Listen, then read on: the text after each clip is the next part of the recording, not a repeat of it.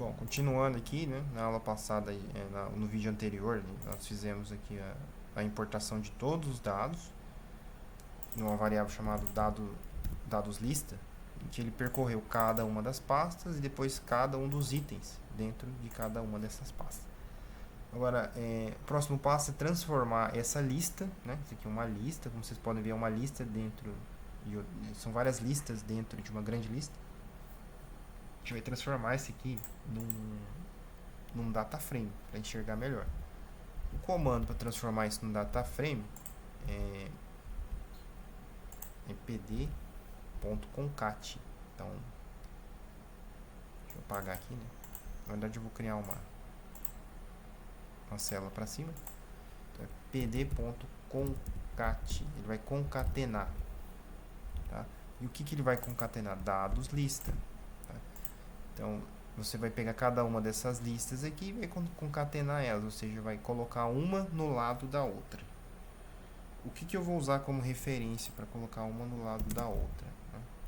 É um dos eixos, né? Então, eu vou colocar uma em cima da outra, vou concatenar uma em cima da outra, ou vou concatenar uma no lado da outra, né? No caso, eu quero concatenar uma no lado da outra, ou seja, a minha referência é a coluna, uma no lado da outra. Para isso, eu vou usar aqui uma configuração chamada eixo, né, axis 1, tá? Se fosse axis 0, seria linhas, não é o caso, né? Axis 1. Vamos ver como é que fica. Pronto, é isso aqui. Na dúvida, você testa, né, e observa para ver se deu certo. Então, ele usou aqui como referência o índice para concatenar uma coluna, né, axis 1. Ele concatenou aqui uma coluna no lado da outra. Então agora a gente pode salvar isso aqui numa variável chamada dados. Dados é igual a pd.concat, dados lista, que a gente transformou num data frame usando pandas. Né? Aí eu chamo aqui de novo para ela não sumir. E é isso. Agora a gente tem 1754 linhas, que são os números de onda, e 36 colunas, que são as amostras, né? Cada uma delas. Começando aqui com N negativa, N01, N02, assim por diante, até o P18 lá no final. Tem reticências aqui no meio, para dizer que tem mais coisa, tem mais colunas, e tem reticências aqui também para dizer que tem mais linhas, né? Bom, será que veio todos os dados? Será que estão na ordem alfabética? A gente pode verificar a ordem alfabética digitando aqui na próxima linha. A gente pode digitar dados ponto colunas, né? Em inglês é column, ns, column, ns. Pronto. Deixa eu ver se é entre parênteses. Não, é assim mesmo. Columns. Então aqui eu tenho o nome de todas as colunas na ordem em que elas estão aqui em cima. E aí eu consigo checar para ver se foi feito a importação da forma adequada, né? Tem que estar em ordem alfabética, ordem numérica, N01, N02, N03. Os 18 primeiros aqui precisa ser da classe negativa, que está identificado como N, e os demais aqui precisa estar na classe positiva, que é identificado pelo P, né? E aí o próximo passo é fazer o gráfico, né? A figura, né? Para identificar aqui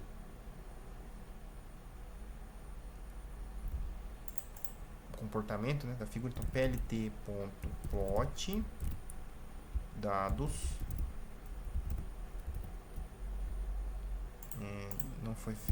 não importamos ainda o matplotlib.pyplot.splt. Bom, eu já vou configurar aqui para olhar o intervalo de 1800 e 800 só para treinar, e plt.show para não mostrar metadados. Então tá aqui, selecionamos um intervalo específico, e aí aqui tem vários espectros juntos, né? Já é uma figura bem diferente da anterior, que era só um espectro. Como eu disse, você pode usar o xlim e o ylim também. Então eu vou copiar aqui, ó, vou colocar y, E aí eu vou pegar esse intervalo aqui de 1 até ponto 6. Então, ponto 6, né? Vírgula 1. Ah, perdão. Eu troquei no lugar errado. É aqui em cima. Ponto 6 e 1. Pronto. Então, aqui está na mesma ordem, ó, do menor para o maior. Então, continuou certo aqui, ó, 6 para 1. E melhorou, né? A figura, quando a gente consegue visualizar melhor esse intervalo. Mas é interessante a gente plotar essa figura por classe, né? Então eu vou plotar as primeiras 18, vou usar uma cor, e depois as demais e usar uma outra cor, para diferenciar elas e para observar essa diferença, né? Então seria da seguinte forma: plt.plot dados mais, no caso nós vamos usar índice, então ponto iloc, abre e fecha colchetes. Aqui vai ser diferente do que a gente fez antes, porque nós vamos ter que definir linhas e colunas, né? Antes tinha só um espectro, mas agora tem mais. Então, para ficar claro, né, nós vamos usar todas as linhas da primeira até a 18ª coluna, né? Deixa eu olhar aqui em cima. A gente vai usar todas as linhas da primeira aqui até a 18ª coluna, que é da classe negativa, tá? A gente pode testar antes, tá, para ver se é isso mesmo, só para não ter dúvida. Vou copiar aqui. O que é dados, né? Que é dados de 0 até 18, ó. Deixa eu observar ali em cima, ele vai até o 18, ó. Então tá certo. Por que deu certo nesse caso? Porque ele começou com 1. Então ele vai de 0 até 18. Tá certo. Essa é a primeira classe. Uma outra maneira de deixar simples aqui é, se é do início até o 18, a gente não precisa pôr o 0. Então só apaga o 0. Talvez possa confundir, mas também dá para fazer dessa forma. Ele pega todos até o 18. E dá para fazer o contrário, né? 18 até o final. Aí ele pegou o P1 e foi até o P18. Então, confirmando essa informação aqui, a gente consegue trabalhar no gráfico lá embaixo. Então, plt.plot dados primeiramente indo até o 18, que é o número já mostra, né? E aí eu vou, antes do parênteses, eu vou colocar uma vírgula, tá? Por quê? Porque eu tenho que definir uma cor. Então, color, aí se define uma cor. Como a primeira classe é negativa, eu vou colocar aqui uma cor vermelha. Aí eu vou copiar essa linha, vou colar embaixo. Negativo é vermelho, mas positivo, vou apagar aqui, é azul. Pronto. Então eu vou fazer o plot duas vezes. Ele vai ficar sobreposto. Infelizmente o Matplotlib trabalha dessa forma. Ele vai sobrepor um último em relação aos primeiros, tá? Mas se houver ali diferença entre os espectros, você vai conseguir enxergar, tá? Então, as linhas que vão aparecer na cor vermelha vai ser da primeira classe. E as linhas que vão aparecer na cor azul vão ser da segunda classe, que é positivo.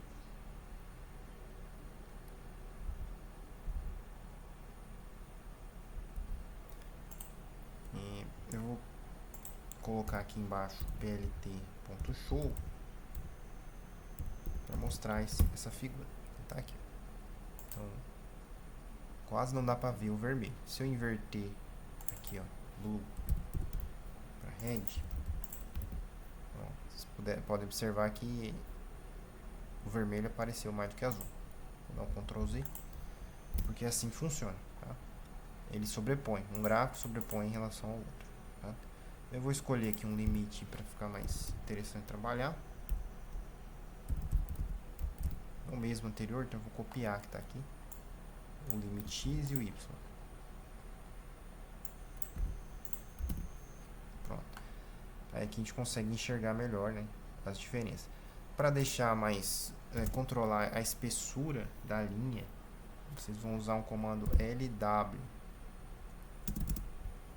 Normalmente é menor do que 1, então ponto 2, por exemplo. Eu vou copiar aqui, vou colar aqui. Pronto. Com a linha mais fina, a gente consegue enxergar melhor os espectros que estão atrás, tá? Bom, além disso, a gente pode dimensionar melhor essa figura aqui, tá? Deixar ela menos quadrada e tal. Então, no começo aqui do código, você vai digitar aqui plt.figure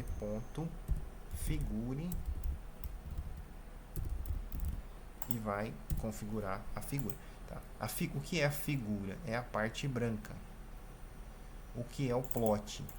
São todos os outros elementos. Então, o número, essa linha, a linha azul, a vermelha, a preta, tudo é plot. A figura é a parte branca. Então, eu posso ajustar o tamanho da figura, que é a parte branca, colocando fig size igual. E aí coloco aqui entre parênteses o tamanho, né? Base e altura. Vou colocar um comentário aqui. Esse primeiro número aqui é o comprimento da base e esse segundo da altura. Da altura aqui. Então vai ficar retangular. Aí já melhorou bastante a visualização da figura. Bom, aí falta, claro, as legendas, né? Títulos, demais detalhes, né, dessa figura, né? Então, como é que faz para incluir aqui a legenda? Bom, se você colocar a legenda padrão, você vai ter aqui uma legenda com um número de itens igual à quantidade de linhas que você tem no gráfico, sendo que na verdade a legenda ela teria que ter 2 linhas, uma de cada cor.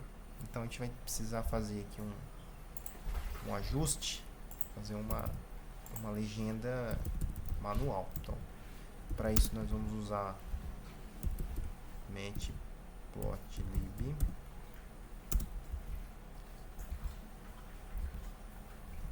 .lines.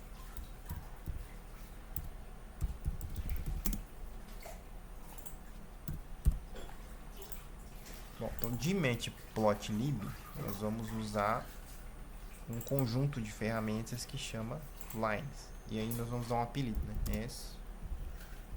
mlines. Então nós vamos usar essa ferramenta para criar uma legenda artificialmente. Normalmente a legenda fica no final. Então eu vou colocar no final aqui do código. Lembrando que plt.show sempre é a última linha. Então eu vou criar aqui, vou colocar um comentário. É uma legenda manual. E nós vamos criar a linha, né? Então line 1, que é da primeira classe, vai ser mlines. Ponto. Esse código aqui, a gente usa ele do jeito que está aqui, basicamente para dizer que é uma linha de uma cor e de um texto, tá? Então é line 2D, abre e fecha parênteses. Aqui nós vamos colocar colchetes vazios, definir a cor, que tem que coincidir com a cor que está aqui em cima, né? Eu posso até copiar aqui.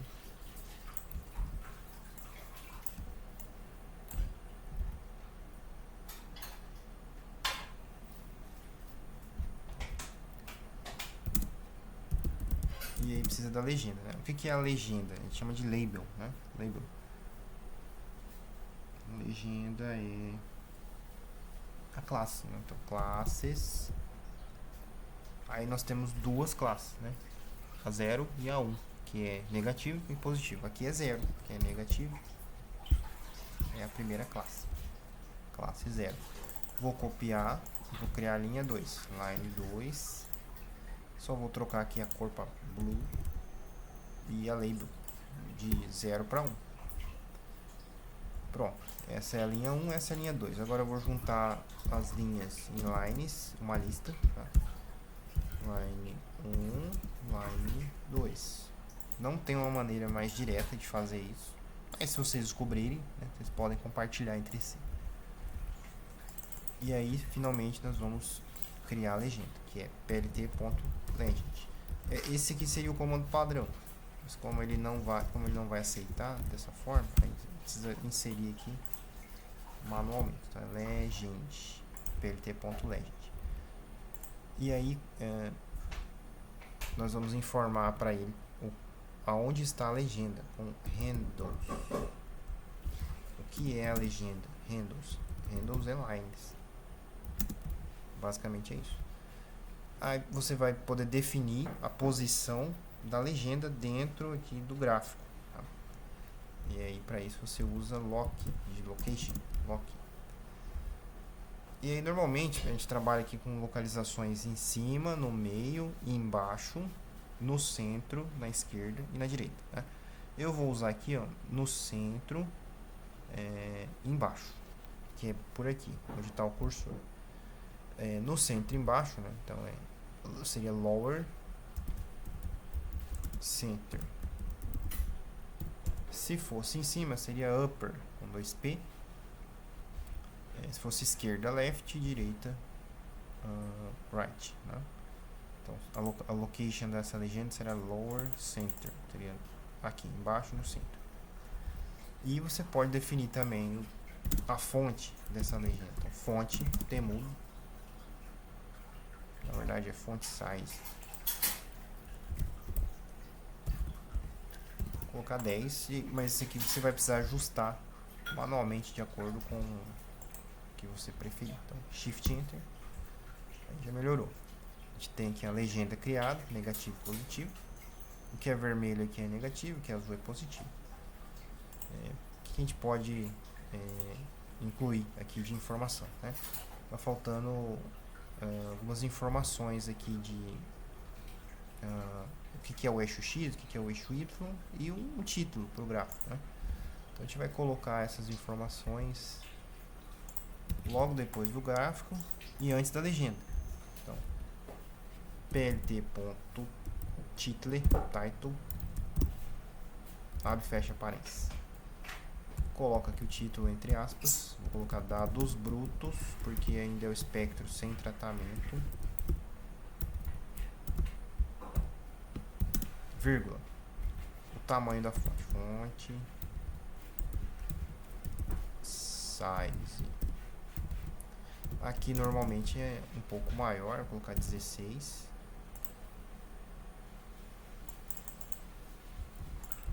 para o eixo X é X label, para o eixo Y é Y label, então é bem intuitivo. O eixo X vai ser número de onda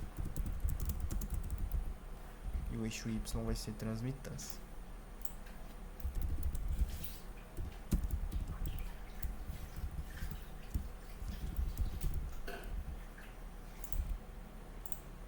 A fonte aqui eu vou colocar 14, a fonte do título é maior que a fonte dos eixos, o tamanho da fonte. Shift Enter, aí eu já tenho aqui um eixo X, um eixo Y e o título da figura, o nome da figura, title, X label, Y label. Bom, tem as unidades, né? Transmitância é uma porcentagem. Já o número de onda ele é centímetros a menos 1. Seria assim, centímetro a menos 1. Shift Enter. O problema é que esse menos 1 ele precisa ser sobrescrito. Então a gente vai ter que colocar aqui uma função matemática no menos 1. Tá? Como é que seria isso? Né? A gente vai colocar esse menos 1 aqui elevado a menos 1. Né? Então, chapeuzinho aqui, espaço. Então, é cm elevado a menos 1. Esse chapeuzinho quer dizer elevado. Como é o menos e o 1, aí os dois precisam estar entre chaves. E para dizer que isso aqui não é literal, por exemplo, se eu Shift Enter, ele vai ficar literal aqui. Para isso não ser literal, para isso ser matemático, a gente coloca o símbolo aqui de o cifrão. Então, cifrão aqui, cifrão no final. Aí ele vai elevar ao menos 1. Ele vai entender que aquilo ali, o chapeuzinho não é texto, é matemática. Então, agora está certo. Número de onda, transmitância e dados brutos. Bom, então que você fez a importação dos dados, conseguiu usar cores para cada classe, criou uma legenda manualmente. Tem outras formas também de criar legendas, mas nesse caso aqui a forma mais direta é essa e mais correta. E aí, se você quiser salvar, né, a figura, na verdade você vai precisar salvar ela, você vai colocar aqui na última linha antes do PLT show, tá? Então o comando é plt.save fig, abre e fecha parênteses, plt.save fig. Aí você vai colocar aqui entre aspas o nome da figura, né?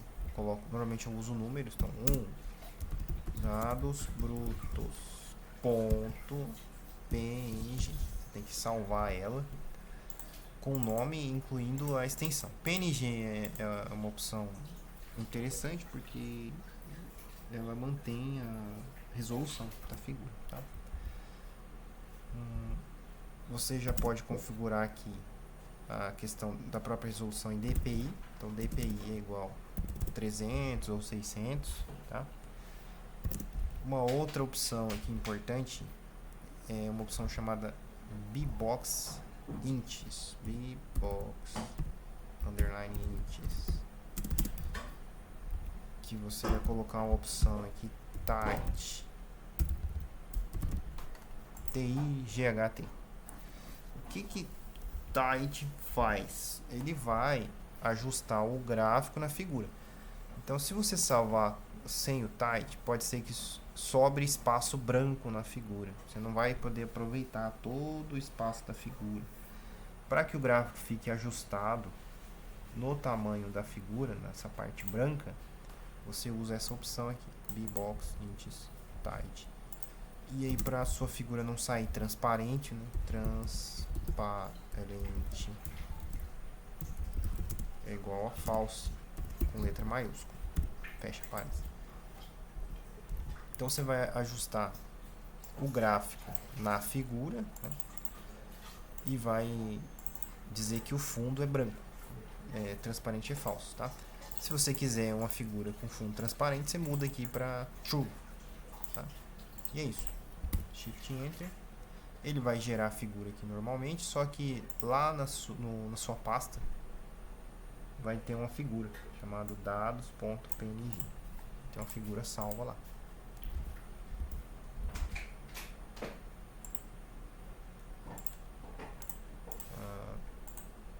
Eu acho que por enquanto seria isso. Agora você tem uma figura salva em um determinado intervalo. E o próximo passo agora é fazer, né, a análise em si, né? Fazer pré-tratamento e a análise de componentes principais.